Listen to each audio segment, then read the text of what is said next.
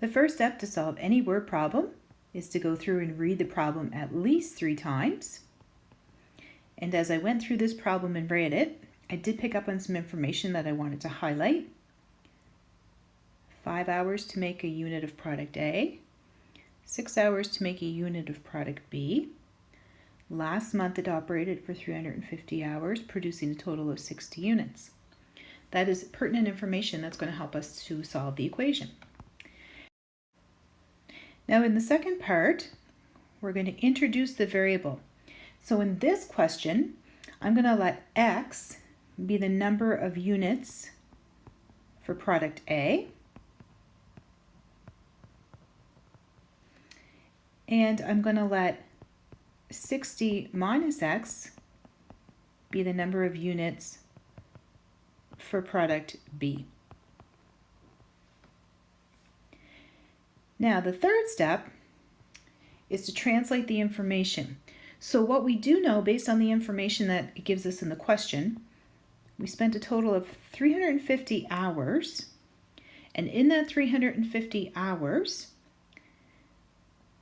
there was product A production and product B production. So in step number 4, we can set up our algebraic equation. We have a total of 350 hours.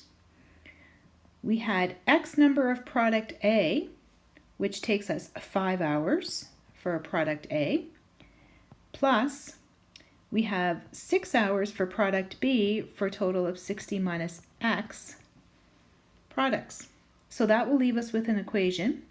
350 is equal to 5X plus 360 minus 6X.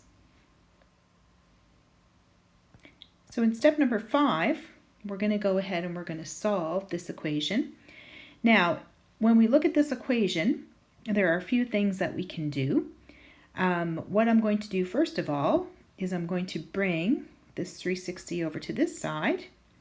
So that's going to leave us with a negative 10 is equal to negative X. So here what I'm really doing is dividing by a negative 1, which means X comes out to be equal to 10. Now, does that answer our question of how many units of product A were produced? Yes, it does. We know that there's 10 units. However, we still want to make sure that we are correct.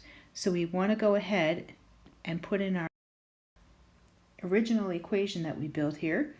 350 is equal to 5X plus 6, 60 minus X, and we want to substitute our X is equal to 10, and that would give us 350 is equal to 5 times 10 plus 6,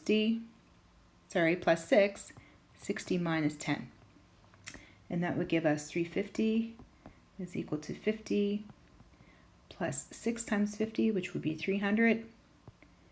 350 is equal to 350.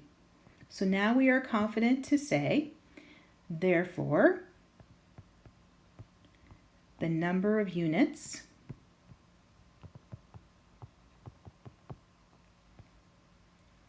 of product A is 10.